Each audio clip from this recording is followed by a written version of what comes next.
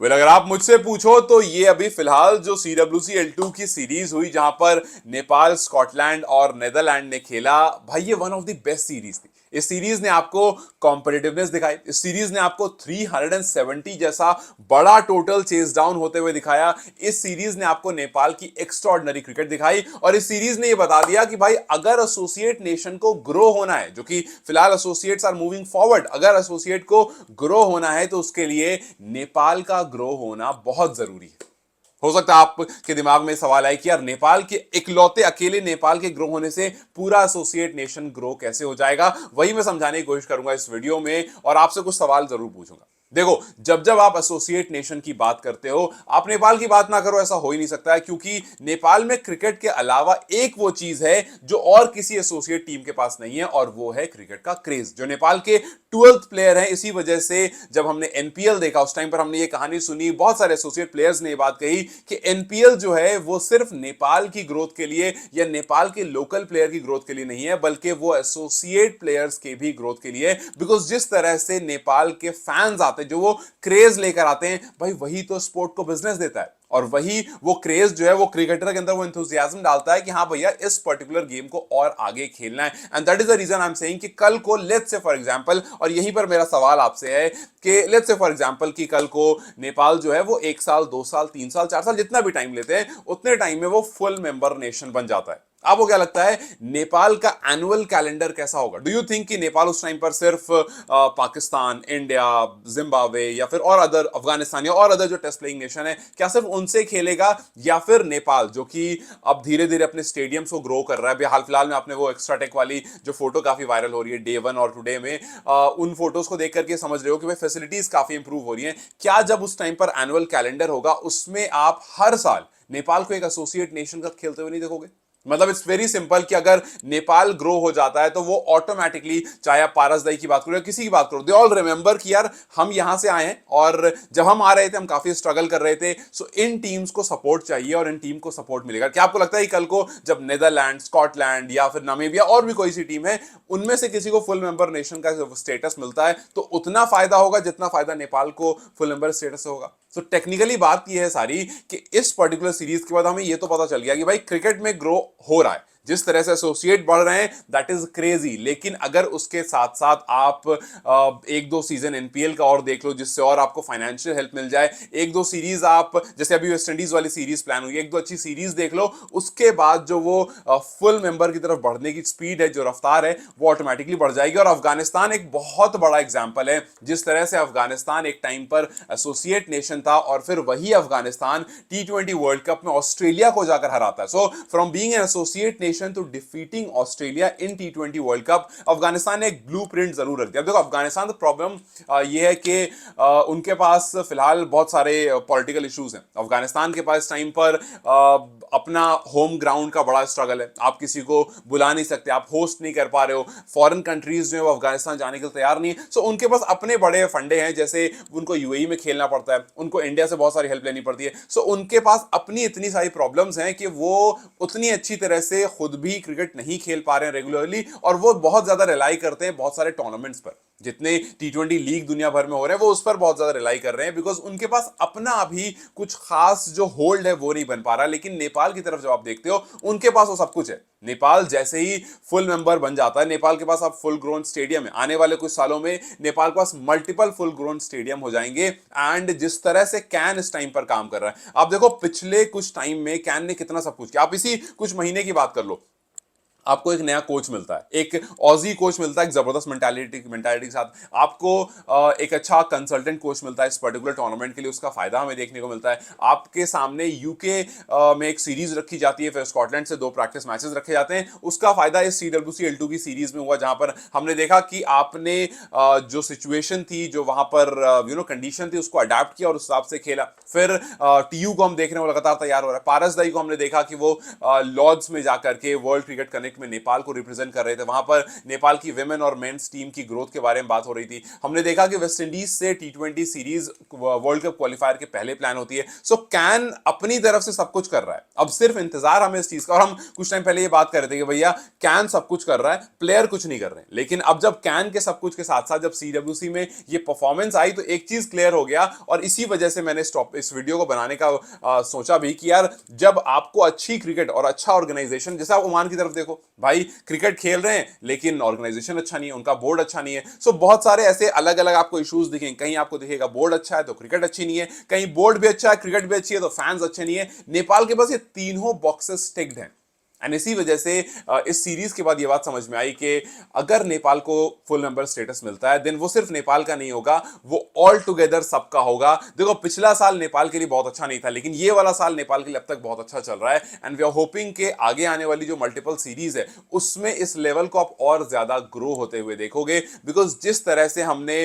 इन तीन टीमों को आपस में खेलते हुए, आप पिछले कुछ मैचेस के एग्जांपल ले लो यार, 297 नेपाल चेस डाउन करता है, ऑल ओवर द इंटरनेट जो है नेपाल क्रिकेट ट्रेंड होने लगता है। हालांकि बहुत सारे मैचेस हुए जहां पर नीदरलैंड स्कॉटलैंड ने भी अच्छी क्रिकेट खेली, लेकिन ट्रेंड कौन सा मैच हुआ? नेपाल वाला, फॉर ओनली वन रीजन कि भाई नेपाल के पास इतने सारे क्रिकेट फैंस हैं कि जब वो लिखना शुरू करते हैं ट्विटर पर तो वो ऑटोमेटिकली ट्रेंडिंग पर चला आता है। तो सबसे पहला मैच नेपाल ने 297 चेस डाउन करा, फिर उसके बाद नेपाल वर्सेस नीदरलैंड बड़े आराम से 5 विकेट से उस मैच को जीत गए। स्कॉटलैंड अगला मैच जीता है 44 रन से, यहां पर इजी क्रिकेट आई फिर थोड़ी सी, लेकिन उसके बाद स्कॉटलैंड ने नेपाल के सामने 323 जैसा बड़ा लक्ष्य रखा, उसको ऑलमोस्ट नेपाल ने चेज कर लिया, 2 रन से उस मैच को हारे। वहां पर भी काफी ज्यादा बात हुई थी। हाँ, अगर उस मैच को वो जीत जाते तब तो भाई इंटरनेट फट जाता कि भाई 323 चेस डाउन हो गया, लेकिन उसके बाद आप देखते हो नेपाल वर्सेस नीदरलैंड वो 5-5 रन 2 पेनल्टी रन करते हैं, वहां पर काफी ज्यादा बात होती है कि भाई पहली बार देखा इस तरह की चीज होते हुए, लेकिन उस मैच को भी नेपाल 16 रन से जीत जाता है। और फिर कल नीदरलैंड वर्सेस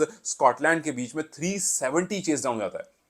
मतलब कल, हालांकि मैं मैच देख नहीं रहा था, बीच बीच में थोड़ा थोड़ा देख रहे थे हम, तो जब मैंने देखा कि यार टोटल बड़ा लग चुका है, 191 कर दिया मुंजी ने, तो मुझे लगा कि यार नीदरलैंड हार गया। अब नीदरलैंड, और काफी सारे मीम्स भी बनने लगे कि भाई इस बार नीदरलैंड को 100 रन दे दो एज अ पेनल्टी, लेकिन फिर वही मैच हमें याद आ गया जब बड़े बड़े टोटल्स चेज हुआ करते थे। सो 369 पुट ऑन करता है स्कॉटलैंड 50 ओवर में, नीदरलैंड वहां पर 374 कर देता है, मतलब 4 विकेट से उस मैच को जीत लेता है जिसको जीतने की उम्मीद नहीं थी। मंजी ने 191 किए, लेकिन वही मैक्सवेल ने 158 रन की पारी खेली नॉट आउट होकर के, और टीम का जो बेड़ा था वो पार लगा दिया। सो ये कुछ पारियां बताती है, ये कुछ मैचेस जो ट्रेंड होते हैं ये बताते हैं कि यार चाहे आप फुल मेंबर नेशन की बात करो या एसोसिएट की बात करो, क्रिकेट हर तरफ है और काफी कॉम्पिटिटिव क्रिकेट है, बस थोड़ा सा सपोर्ट, थोड़ा सा पुश की बात है, उसके बाद चीजें बदल गई। कल देखो मुंजी highest score bye an associate player in ODIs की लिस्ट में सबसे ऊपर आ गए, 191 आज तक किसी भी एसोसिएट प्लेयर ने नहीं बनाया था। इससे पहले पॉल स्टिलिंग ने 177 किए थे, जो आयरलैंड के पॉल स्टिलिंग है, कनाडा के खिलाफ 177 किए 2010 में, उसको उन्होंने अब जाकर के 2025 में तोड़ा। 15 साल के बाद 191 का जो स्कोर है वो अब टूट गया, अब सबसे बड़ा टोटल बन चुका है। और उससे पहले जसकरण हो गए, कलम हो गए, इनके स्कोर जो थे वो और नीचे थे। सो ये जो 191 बाय मुंजी है, जो 297 नेपाल ने चेस डाउन करा था, ये कुछ ऐसे नंबर्स हैं जो बताते हैं कि आप फ्यूचर में जब इन पर्टिकुलर नेशन को फुल मेंबर के साथ खेलते हुए देखोगे, जैसे चाहे आप वर्ल्ड कप में देखो या कहीं भी देखो, तो आप कॉम्पिटिटिव क्रिकेट देखोगे, ना कि one sided cricket. And that's why I am saying कि सारी कॉम्पिटिटिव क्रिकेट एक तरफ, और अगर वो क्रिकेट नेपाल की तरफ से आती है तो वो एक तरफ, बिकॉज क्रेज ही कुछ ऐसा है। और आने वाले टाइम में जब कभी भी नेपाल को फुल मेंबर का स्टेटस मिलता है, आप देखना बहुत जल्दी 2-3 साल में ही उसके साथ 2-3 और नेशन है जो साथ में जुड़ जाएंगे, because I have this gut feeling. और इसी वजह से मैंने आपसे बीच में क्वेश्चन पूछा भी, और फिर से मैं पूछूंगा ये सवाल कि I have this gut feeling कि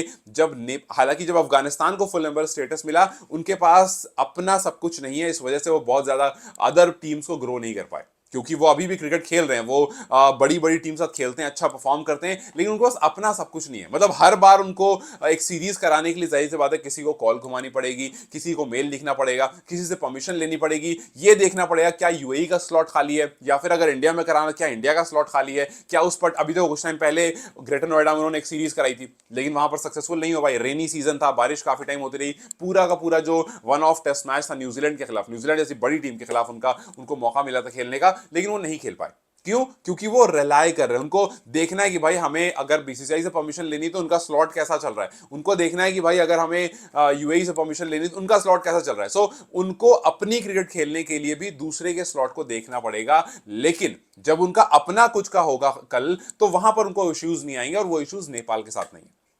that's what I am saying कि अच्छी फैसिलिटीज, अच्छा फंडिंग और ये सब चीज एक तरफ है, लेकिन the moment you get ready, the moment you get that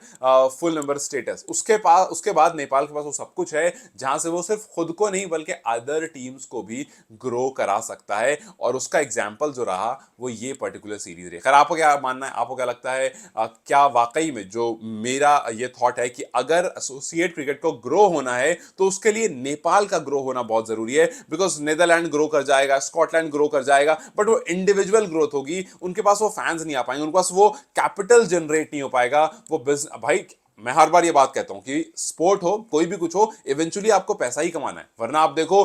Nicholas Pooran को, क्यों ऐसा हुआ कि निकोलस पुरन ने रिटायरमेंट ले लिया और जाकर के लीग क्रिकेट खेल रहे हैं? क्यों ऐसा हुआ कि साउथ अफ्रीका के प्लेयर्स जो हैं वो रिटायरमेंट ले रहे हैं धीरे धीरे और फिर उसके बाद वो लीग क्रिकेट की तरफ जा रहे हैं? क्यों ऐसा हुआ कि मैक्सवेल हो गए, बहुत सारे ऐसे प्लेयर्स हैं जो धीरे धीरे, हेनरी क्लासन हो गए, जो रिटायरमेंट ले रहे हैं और फिर वो लीग क्रिकेट की तरफ बढ़ रहे हैं, क्योंकि उनको पता है कि भाई जब आप नेशन की तरफ से खेल रहे हो ना, एक तो कंपटीशन बहुत ज्यादा है, दूसरा जैसे आप क्लासन का एग्जांपल ले लो, क्लासन और उनके हेड कोच में बात अच्छी हो गई थी 2027 वर्ल्ड कप की, लेकिन उसके बाद अचानक से हेड कोच चेंज होता है और फिर सारी बात खत्म हो जाती है, क्लासन को इवेंचुअली रिटायरमेंट लेनी पड़ जाती है। सो यस, आप जब तक नेशन से खेल रहे हो उसके लिए आपको कुछ बहुत अच्छा करना पड़ेगा, क्योंकि सिर्फ 11 प्लेयर वहां खेल पाएंगे। लेकिन अगर आपको साथ साथ ग्रो होना है, अपने आप को भी ग्रो करना है और आपको क्रिकेट भी नहीं छोड़नी है, so you have to make sure कि आप नेशन के साथ भी खेलो, और जब आपको लगता है रिटायरमेंट लेने का टाइम आ गया है तो आप उस टाइम पर रिटायरमेंट लेकर के टी20 क्रिकेट भी खेल सकते हो। सो आई नो कि nation comes first, test cricket खेलना सबका सपना होता है, लेकिन वो सपना सबके लिए पूरा नहीं हो पाता। इंडिया में हजारों क्रिकेटर इस टाइम पर क्रिकेट खेल रहे हैं, लेकिन सिर्फ 11 या 11 के छोड़ो, सिर्फ 15 ही हैं जो इस टाइम पर यूके पहुंचे हुए हैं, जो अभी इंग्लैंड सीरीज खेलेंगे। वरना बाकी जो हैं वो कोई यूपी में टी20 लीग खेलेगा, कोई दिल्ली में टी20 लीग खेलेगा, कोई इस टाइम पर एमपी में जो होने वाली लीग वो खेलेगा, या मुंबई में जो लीग खत्म हुई वो खेलेगा। सो इवेंचुअली क्रिकेट को ग्रो करने के लिए आपको इन सब लेवल से गुजरना बहुत जरूरी है, और फिर आपका फाइनल डेस्टिनेशन जो होता है वो होता है अपनी पर्टिकुलर कंट्री के लिए खेलना। सो इस टाइम पर जहां तक मेरी अंडरस्टैंडिंग है कि भैया नेपाल की ग्रोथ बहुत जरूरी है अदर एसोसिएट नेशन की ग्रोथ के लिए, चाहे वो एनपीएल के थ्रू हो या फिर इस तरह की कुछ मल्टीपल सीरीज के थ्रू हो। उसके बाद will see more competitive cricket, और 7-8 टीम नहीं बल्कि 10-12-15 टीम, जैसे हम फुटबॉल में देखते हैं मल्टीपल टीम्स के बीच में वर्ल्ड कप्स हुआ करेंगे और बाकी सीरीज भी हुआ करेंगे। Because I am kind of tired of 2-3 team आपस में खेलते रहना। इंडिया इंग्लैंड से खेल रही है, इंडिया ऑस्ट्रेलिया से खेल रही है, इंडिया न्यूजीलैंड से खेल रही है, एंड दैट्स इट, दरवाजा close. I want more teams so that इसमें कॉम्पिटिटिवनेस बढ़े और क्रिकेट बढ़े। आपकी क्या राय, आपको क्या लगता है, मुझे कमेंट सेक्शन में जरूर बताएं। Till then you guys take care, I will see you very soon, bye bye.